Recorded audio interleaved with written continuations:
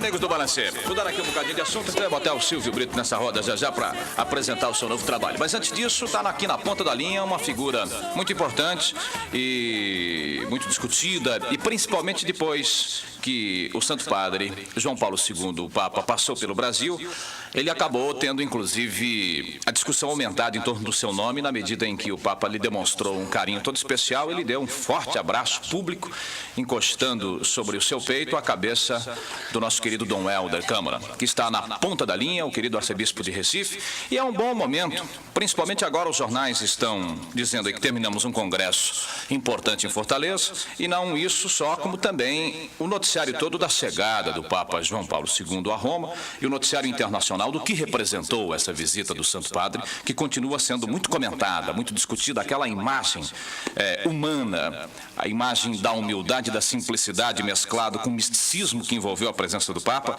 e que arrebatou o país inteiro, continua ainda fixa na cabeça de todos nós, principalmente na solidariedade humana que invadiu o Brasil inteiro e demonstrou que o nosso povo continua depositando confiança nas coisas bonitas que aparecem, limpas, sagradas, enfim, alguma coisa forte que mexa com a cabeça do povo. Eu queria que Dom Helder Câmara, nesse instante, falasse com o ouvinte do Balanceio da Rádio Excelsior, entrasse nessa roda e desse uma rápida pincelada e desse, enfim, o seu ponto de vista como um membro atuante da Igreja Católica Brasileira, do comentário que a Igreja faria nesse instante depois da ida do Papa do Brasil de volta a Roma, e aliás, entrando em merecidas férias diante dessa viagem realmente estafante no Brasil. Dom Helder Câmara, qual é o comentário que o senhor faria nesse instante sobre a passagem do Papa no nosso país? Boa tarde.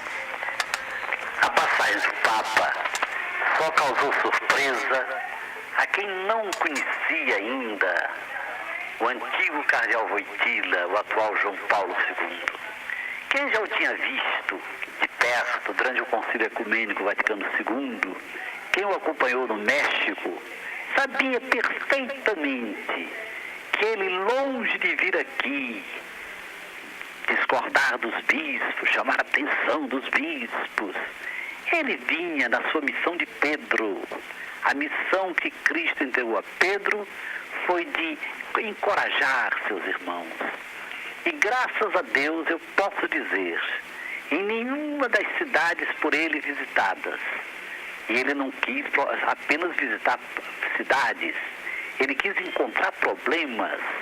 Ele pediu à nossa conferência que, depois de um debate fraterno entre os bispos, escolhêssemos alguns problemas. Então era natural que, por exemplo, que para São Paulo ele falasse aos trabalhadores urbanos, e nós vimos aquela maravilha, 150 mil trabalhadores deixando o Morumbi transbordando, 100 mil do lado de fora sem poder entrar, e não foi por acaso que ele quis ao lado dele este grande cardeal, que é o nosso Dom Paulo Evaristo, e sustentando o guarda-chuva para ele poder ler o discurso, Dom Cláudio, e ainda o Angélico ali circulando. Nada disso foi por acaso. Este Papa fala com a palavra, ele sabe falar claro, e diz muito bem o que ele quer, mas ele fala também com gestos.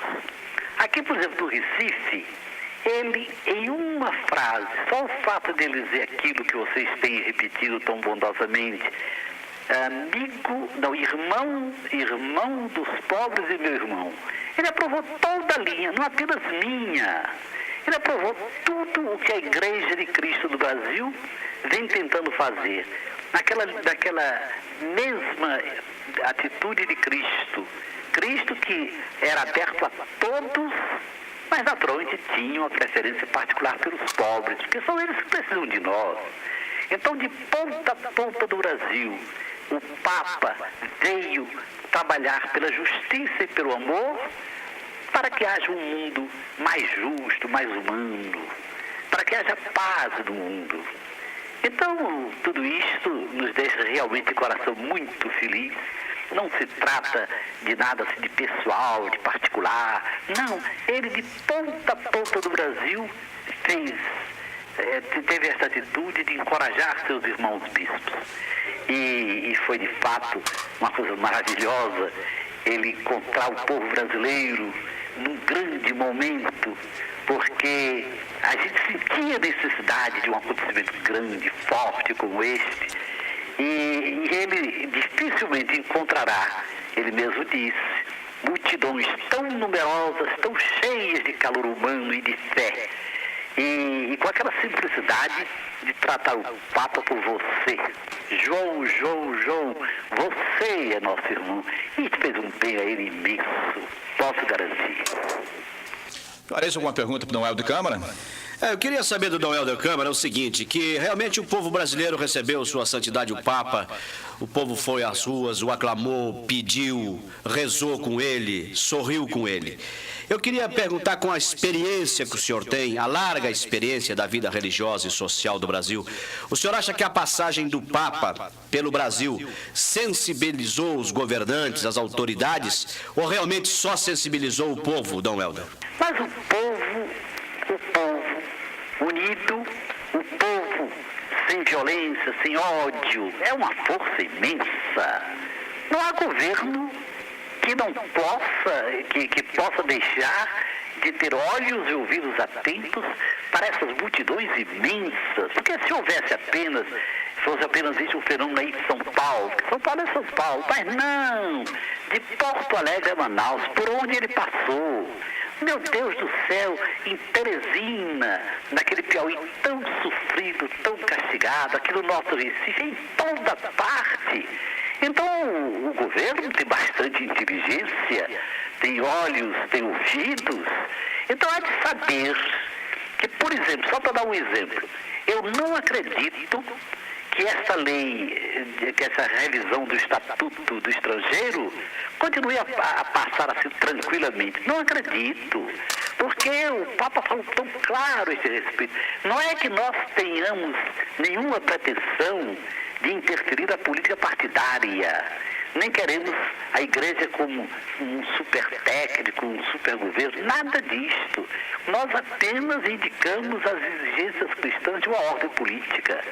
Então, por exemplo, essa campanha também de esterilização da mulher, tudo isso terá que ser revisto, mas acima de tudo, o que nos impressiona é a situação do povo. Aquilo que o Papa disse claramente, ricos cada vez mais ricos e pobres cada vez mais pobres. Quando ele dizia isso, parecia que era comunismo, parecia que era subversão. Agora vem o próprio Papa e diz com as mesmíssimas palavras. Então, tudo isto, eu acredito, sobretudo porque o governo esteve presente, né? É verdade que foi uma visita pastoral, mas na própria presença do presidente da República, o Papa, sem pretensão de querer estar julgando, condenando, numa atitude realmente cordial, fraterna. Ele indicou, ele fez declarações muito seguras, muito oportunas, por exemplo, sobre a humanização das cidades, a humanização da economia. Não podemos ter como única preocupação exportar. Não. Tem que haver, antes de tudo, respeito à criatura humana. A primeira preocupação tem que ser com o homem. O mais vem depois. Dom Helder Câmara chegou a se emocionar muito naquele abraço público, fraternal, carinhoso do Papa João Paulo II, quando o abraçou carinhosamente e o encostou no peito, a cabeça de Dom Helder Câmara. A emoção foi muito forte, Dom Helder? Eu recebi aquele abraço não apenas para mim. Ali, de certo modo, eu encarnava toda uma linha de pastoral da igreja. A pastoral que clama exatamente pelos valores que o Papa veio defender. De maneira que eu estava ali, não apenas como Helder, não era minha excelentíssima pessoa, não. Estava ali como uma igreja que cada vez mais é a igreja de Cristo que se afirma na América Latina. É a igreja do Evangelho, é a igreja do Vaticano II, de Medellín e de Puebla. Foi esta igreja que foi abraçada na minha pessoa. Como também aí em São Paulo, quando ele quis ter ao lado dele Dom Paulo, Dom Cláudio. Só não entende esses gestos quem quer mesmo não entender. Ok, Dom Helder Câmara. Para finalizarmos, queria que o senhor falasse alguma coisinha sobre a família, já que o Silvio Brito está aqui, fez uma música recente falando sobre a família e vai entrar nessa roda aqui do Balancê para apresentar o seu trabalho. Desse alguma mensagem para a família brasileira e, ao mesmo tempo, que desse uma bênção para a nossa querida cidade de São Paulo, essa metrópole incrível que cresce a cada dia que passa e, segundo o Jornal da Tarde, muito mal governada, tá? Fazendo uma crítica terrível ao nosso querido prefeito. Mas isso não tem nada, a gente vai falar daqui a pouco. O prefeito prometeu que estará aqui, faz um ano que ele está aí à frente da nossa prefeitura, e o senhor Reinaldo de Barros prometeu fazer aí um balancete final desse um ano de trabalho, primeiro ano do nosso prefeito. Que lástima, é a manchete do Jornal da Tarde. Mas ele vai debater e falar um bocado sobre isso. Que o senhor desse uma mensagem para a família brasileira, depois da passagem do Papa, que realmente marcou demais, e dissesse quais são os rumos da igreja agora para finalizar, e a igreja me parece que ficou decidido que não deve ficar mais da sacristia e sim sair, pelo que a gente está entendendo, ter uma participação mais ativa, mais atuante, e uma mensagem final, uma bênção final para a nossa querida São Paulo, Dom Helder. Olha, o que eu posso dizer a São Paulo é que o Brasil inteiro olha para São Paulo. Mas olha, não para julgar, para condenar, olha cheio de esperança. E também para a família que está em São Paulo. De forma que vocês podem saber que nós pedimos a Deus que cada vez mais o povo paulista seja um exemplo para todos nós. Felicidades para vocês. Antes de finalizar, Dom Helder, uma pergunta que surge aqui do meu amigo Braga Júnior. A imprensa europeia comentando que o senhor será o próximo cardeal, é isso? Confirmado? Não há nada disto. Pelo fato daquele gesto do Papa tão espontâneo, isso não quer dizer nada. Nada, né? Agora, quando houver um dia consistório, ele vai escolher livremente. E não há nada. Seria concluir de um abraço do Papa, e não foi só um, foram vários, e nem fui eu o único a ser abraçado. Seria concluído demais. Não há nada disso, eu posso garantir. É porque estavam comentando que naquele abraço ele teria falado no ouvido do senhor. Cardeal é o passo, Dom Helder. Nada disso. Nada, né? E daí são os amigos que concluem. Ok, Dom Helder. Muito obrigado pela presença aqui no nosso Balancê da Rádio Excelsior, hein, Dom Helder? Disponha sempre. Um forte abraço. De carnaval, gosto muito. Já sambou muito, prefeito? Opa! Continua sambando um pouco também na nossa prefeitura, né? Um pra lá, dois pra cá. Meu samba, o que mudou foi a música, o passo é o mesmo. E do Lourenço de Afério, o senhor gosta ou não? De vez em quando ele dá umas apertadas aí, hein? Dá nada, Lourenço é um grande jornalista. Então chega aqui, Lourenço. Respeito há muitos anos. O Juarez vai fazer uma pergunta, antes de botar na roda o Lourenço, que o senhor está ali ouvindo, caladinho, prestando atenção. Queria que o meu amigo Lourenço de Afério, uma boa cabeça, um grande jornalista, também fizesse a sua pergunta para o prefeito Reinaldo de Barros, ao vivo na roda do Balancê. Sabe, o prefeito Reinaldo, eu acho que o prefeito é mais ou menos o contrário do juiz de futebol. Porque a gente diz que um juiz de futebol é bom quando ele passa despercebido durante toda a partida. E o prefeito, ele não pode passar despercebido perante o povo. Depois de um ano de gestão sua na prefeitura, eu tenho a impressão de que realmente o senhor ainda não é um homem popular. Eu até disse outro dia que o que está falando para o senhor é um apelido. Espero que quando o senhor termine o seu mandato, o senhor seja conhecido como Reinaldão, né, que é o ideal de todo prefeito. Agora, uma coisa que tem me chamado a atenção... querendo deixar o homem corintiano, né, Lourenço? Reinaldão, Geraldão e tal. Está dizendo que é São Paulino, Lourenço. Não, mas pode ser Reinaldão, São Paulino, não há problema nenhum. Agora, no que se refere a São Paulo, uma coisa que me impressiona muito é a qualidade de vida da cidade, do habitante de São Paulo, que parece que está caindo visivelmente. Por exemplo, nunca como agora se tem encontrado um número tão grande de marreteiros, de ambulantes, de vendedores de bilhete de loteria nas ruas de São Paulo. Não vou dizer, então, o número de aleijados e de pedintes. O senhor, naturalmente, não é um homem de gabinete. Me parece que o senhor tem andado pela periferia, a periferia o preocupa, mas gostaria de saber como é que o senhor encara o visual de São Paulo. Se o senhor está realmente preocupado com esses indícios de que algo não vai bem na cidade. Lourenço, deixa eu responder a sua pergunta. Primeiro, a primeira parte da pergunta. que você fala de popularidade do prefeito. O prefeito não podia ser popular, pois ele não foi eleito.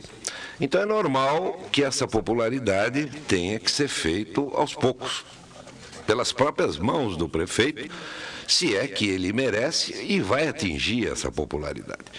Então, aí é aquilo que eu respondi ao meu prezado amigo Castelo Branco, deputado Castelo Branco, do problema de eleição. Agora, a segunda pergunta sua é também bem interessante e eu vou dizer a você um depoimento meu do que eu noto da cidade de São Paulo. O paulistano não tem, assim, muito amor pela sua cidade. Ele não é como um cidadão que mora numa cidade do interior e que preserva o seu jardim, preserva a sua praça, não admite que ninguém estrague qualquer um daquelas coisas públicas que tem no jardim, como banco, como um abrigo para ônibus, etc. O paulistano não. E, mais ou menos, eu vim querer saber o porquê disso. São Paulo é uma cidade hoje cosmopolita. São Paulo tem 60% da sua população diria assim, alienígena, quer dizer, não é nascida no próprio município.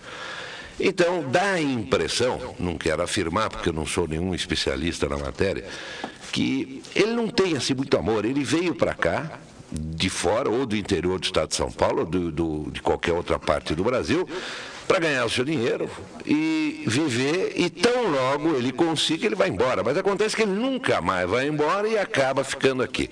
Então você nota que o paulistano não tem assim amor pela cidade. Então quando você vê a cidade, às vezes, muito suja, você estranha, não é?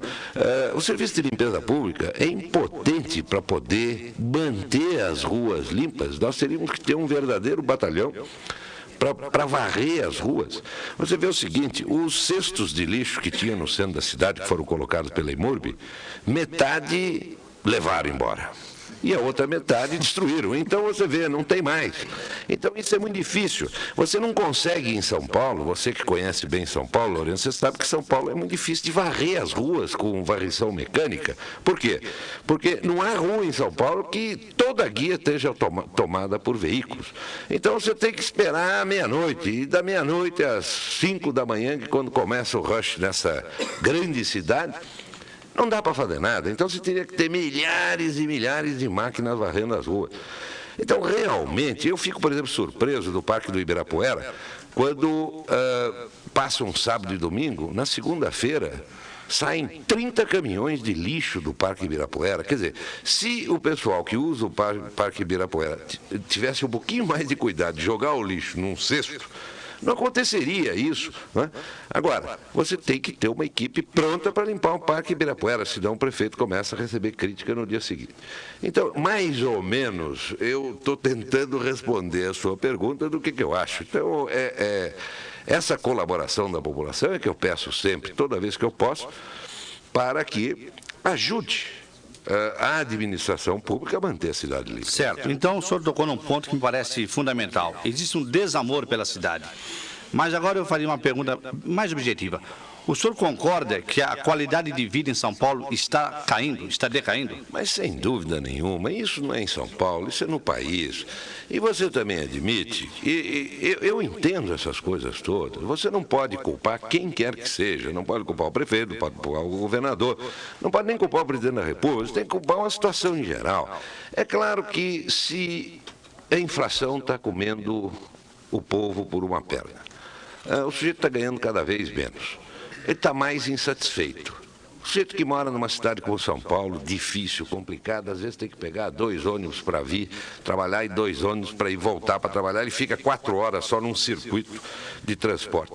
Ele não pode ser um sujeito feliz, não pode ser um sujeito alegre, não pode ser um sujeito contente.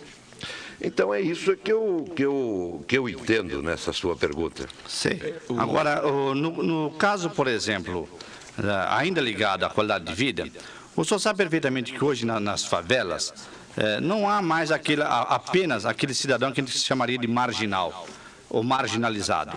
Hoje nós temos nas favelas o cidadão classe média, Isto é, aquele cidadão que não pode mais pagar condução e que vai para a favela porque a favela fica perto do trabalho dele. Eu faria uma pergunta, isso aqui é mera curiosidade. No seu programa diário de atividades, o senhor, digamos assim, uma vez cada 15 dias, uma vez por mês, o senhor reservaria um tempo, digamos, para conhecer a cidade em carne viva? Isto é, o senhor anda de ônibus, o senhor pegaria de vez em quando um trem do subúrbio, o senhor e o Paulo Elias, sabe, sem escolta, não é mesmo? É, coisa assim bem... Eu passei, o Jorge Elias nunca. E o senhor faz isso, então? Não, o problema é o seguinte, eu evidentemente, pegar o subúrbio, eu pego, eventualmente, quando eu tenho alguma coisa para fazer na linha. Eu não posso pegar o subúrbio frequentemente. Mas, ô Lourenço, eu posso dizer a você hoje que eu conheço bem esse problema. Realmente eu conheço bem. E por conhecer bem é que eu estou trabalhando intensamente nele. Você falou o problema de favela. Nunca se fez nada por favela no passado. E eu estou fazendo e garanto a você que isto vai aparecer. Eu não faço questão de soltar rojão, não. Espera um pouco e você vai ver que realmente o trabalho que nós estamos fazendo com o favelado é o único que nós conseguimos achar até hoje. E se alguém tiver uma ideia melhor, que traga. Agora, nós estamos fazendo com todo cuidado e é a única luz para resolver definitivamente o problema do favelado. Agora, eu conheço favela, eu sei, você tem razão, o favelado ele não se favela porque quer, é por necessidade. Então, tem toda aquela filosofia. Você não remove uma favela, você tem que arranjar um terreno próximo, construir casas e embriões, depois transferir o favelado, usar aquele próprio terreno. Essa filosofia dentro da prefeitura, a crosta da prefeitura, eu já quebrei. Nós estamos trabalhando nesse sentido. Agora, não é fácil porque quantos favelados nós temos? Nós temos quanto? 500, 600, 1 milhão, 1 milhão e 200, 1 milhão e meio? Nem isso se sabe com precisão. Não é? Quantos núcleos favelados nós temos? 900 foram contados. Há quem diga que tem 700, há quem diga que tem mais de 1.000. Então, isso somente no recenseamento agora, num trato que nós temos com o IBGE, é que eu vou saber precisamente quantos favelados nós temos. E não é só isso, hein? Porque existe muita gente que mora em vila carente que eu também taxaria de favelado. Ok, o prefeito Dr. Reinaldo de Barros respondendo ao nosso querido e dinâmico jornalista Lourenço de Afério. Um homem que faz uma crônica para a cidade, acho que obrigatoriamente o senhor tem que toda manhã pegar e ler o Lourenço para ver o que ele está falando, não lê não? Leio, tranquilamente, e olha, gosto muito dos artigos do Lourenço. Mesmo quando ele fala mal do senhor? Mesmo quando fala mal de mim. Não, ele não gosta muito assim também. Ele não é, eu acho, olha, essas críticas tipo Lourenço, eu aceito, acato e respeito. Agora, críticas maldosas é que não dá para aceitar, né?